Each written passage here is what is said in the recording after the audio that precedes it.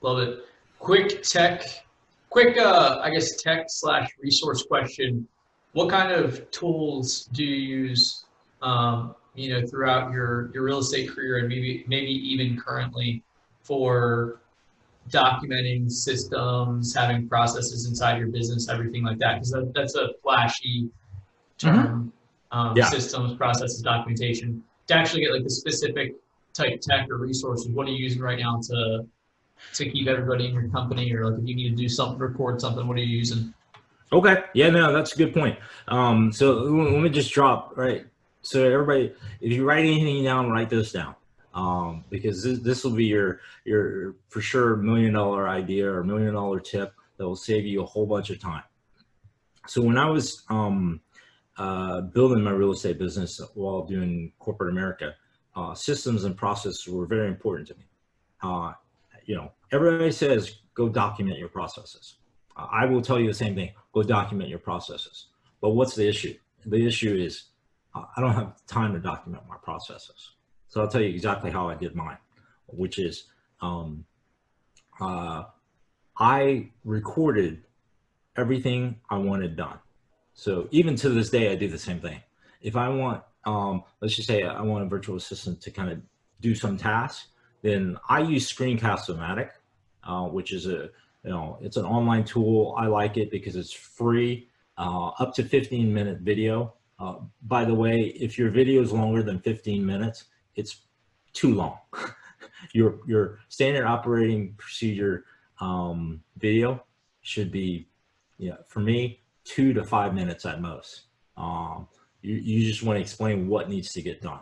So I recorded whatever I wanted to get done. And then I handed it off to virtual assistants and they run through the process just based on the documentation. They're not allowed to ask me questions. If they ask me a question, then I didn't explain something right.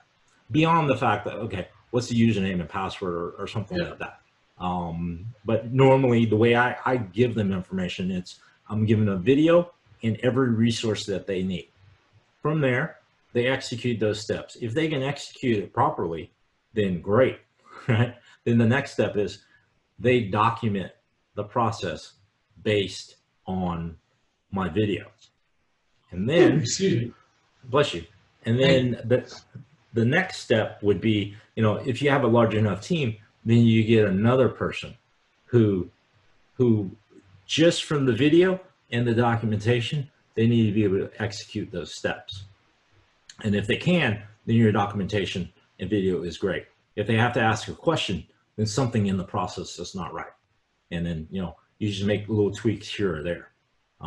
So, in terms of where to document your standard operating procedures, you can use things like, I like sites.google.com, the classic version. There's a new version out there, but I kind of like the classic version. You can also use Google Docs.